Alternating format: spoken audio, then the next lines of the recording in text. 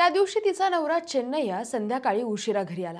घरी आल्यावर त्याने बघितलं की त्याच्या तिन्ही मुलांची शुद्ध हरपली आणि ती बेशुद्ध होऊन जमिनीवर पडली होती आणि त्याची बायको रजिता जमिनीवर पोटाला धरून विवळत होती। चेन्नैयानं घाईघाईनं चौघांनाही हॉस्पिटलमध्ये दाखल केलं। डॉक्टरांनी चौघांची तपासणी केली आणि चेन्नैयाला तातडीने बोलावून घेतलं आणि मग डॉक्टरांनी जे काही सांगितलं ते ऐकून चेन्नैयाच्या पायाखालची जमीनच सरकली। त्याच्या तिन्ही मुलांना विषबाधा झाली होती आणि ती तिघही मृत झाले होते। रजिताची तब्येतही गंभीर होती। मुलांच्या मृत्यूमुळे चेन्नैया हॉस्पिटलमध्ये आक्रोश करत होता, पण डॉक्टरांच्या मनात त्याच्याबद्दल संशय निर्माण झाला होता। संपूर्ण कुटुंबाला विषबाधा झाली होती, पण चेन्नैया मात्र एकदम ठणठणीत होता। शिवाय चेन्नैया आणि रंजितामधील घरगुती भांडणं संपूर्ण गावात प्रसिद्ध होती, म्हणूनच डॉक्टरांनी लगेच पोलिसांना माहिती दिली। पोलिसांनाही त्याच्यावर संशय वाटू लागला, पण जेव्हा त्यांनी घटनेचा सखोल तपास सुरू केला तेव्हा उलगडा झाला की मुलांच्या मृत्यूला जबाबदार चेन्नैया नव्हता, तर त्याची बायको रजिता होती। तिनेच आपल्या मुलाच्या जेवणात विष मिसळून त्यांची हत्या केली होती। या घटनेमागचं कारण म्हणजे शाळेच्या गेट टुगेदरमध्ये तिला भेटलेला तिचा जुना बॉयफ्रेंड शिवकुमार। जुना प्रेम परत उफाळून आलं आणि दोघांनी एकत्र राहण्याचा निर्णय घेतला, पण त्यांच्यामध्ये अडथळा ठरत होते रंजिताचे मुलं आणि तिचा नवरा चेन्नैया। मग त्या दोघांनी मिळून एक फुल प्रूफ प्लॅन तयार केला।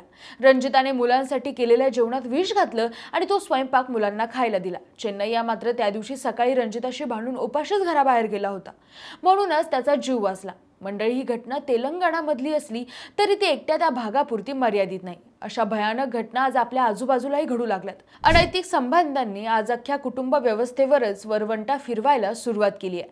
सध्या सोशल मीडियावर आणि समाजात चर्चा सुरू आहे की गेट टुगेदरच्या निमित्तानं हे प्रकार वाढीस लागलेत, पण खरंच असं होतंय का?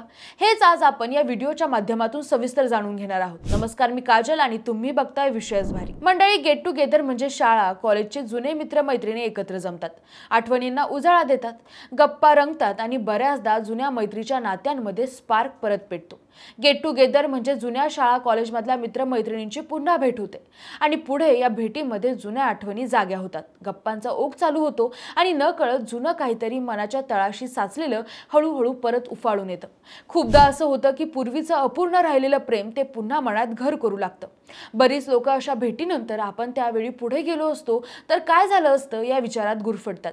अनेक विवाहित लोक सांगतात की गेट टुगेदर मध्ये त्यांना पुन्हा एकदा तरुण वयाची आठवण येते। सध्याच्या आयुष्यात सुरू असलेल्या जबाबदाऱ्या, कटकटी आणि नात्यातील मरगळ यामधून थोड्या वेळासाठी तरी सुटका मिळते। शिवाय या सगळ्यात सोशल मीडियाचा फार मोठा रोल आहे। गेट टुगेदर संपल्यानंतर इंस्टाग्रामवर फोटो शेअर होतात, व्हॉट्सअपवर मेसेज सुरू होतात आणि काही दिवसातच हे मेसेज लेट नाईट चॅट्स मध्ये बदलतात। एक साधा मेसेज, ए तुला ती वेळ आठवते का? आणि मग ह्या मेसेजचा इतका परिणाम होतो की सरळ मार्गी लागलेली गाडी पुन्हा जुन्याच रस्त्यांवरून धावू लागते आणि इकडे घरात मात्र परिस्थिती बदलते। नवरा बायकोमध्ये दुरावा वाढतो, संशय वाढू लागतात आणि नात्यांना हळूहळू भेगा पडायला सुरुवात होते।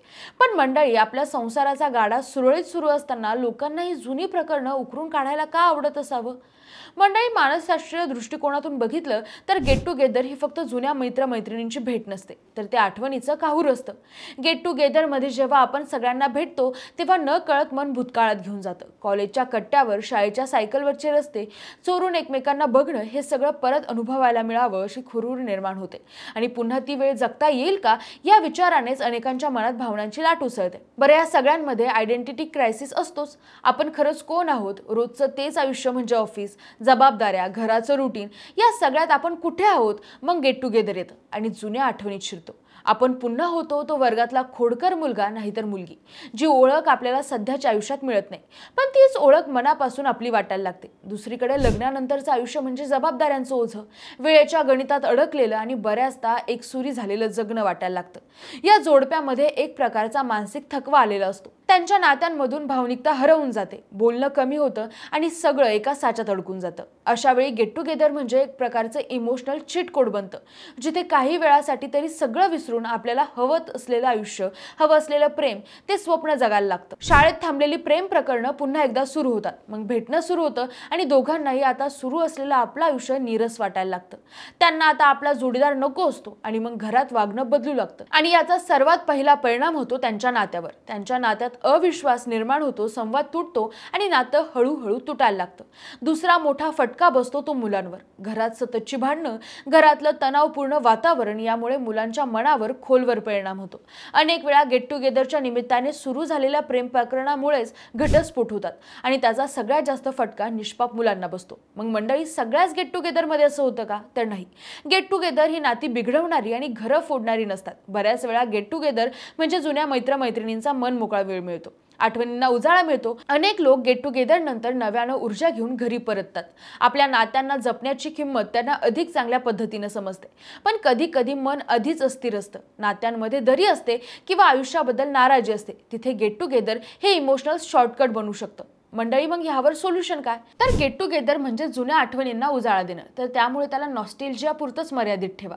तिथे परत नातं बनवण्याची गरज नाही. जुन्या मैत्रीचं कौतुक जरूर करा, पण त्यात नव्याने अटॅच होणं टाळा. दुसरं महत्त्वाचं म्हणजे आपल्या पार्टनरशी मोकळेपणाने संवाद साधा. गेट टुगेदरला काय झालं, कोण कोण भेटलं हे स्पष्टपणे सांगा. मन मोकळं बोलणं हीच खरी नातं टिकवण्याची गुरुकिल्ली. आणि सगळ्यात महत्त्वाचं, स्वतःला एकदा तरी नीट विचारून बघा, या गोष्टीची परत गरज आहे का?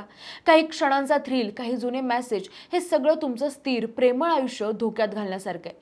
मंडळी, गेट टुगेदर ही एक सुंदर संकल्पना आहे, तिला छानच राहू द्या. आणि तुमचं याच्यावर काय मत आहे आम्हाला कमेंट करून नक्की सांगा. आणि सोबतच विशेष भारला सबस्क्राईब करायला विसरू नका. धन्यवाद.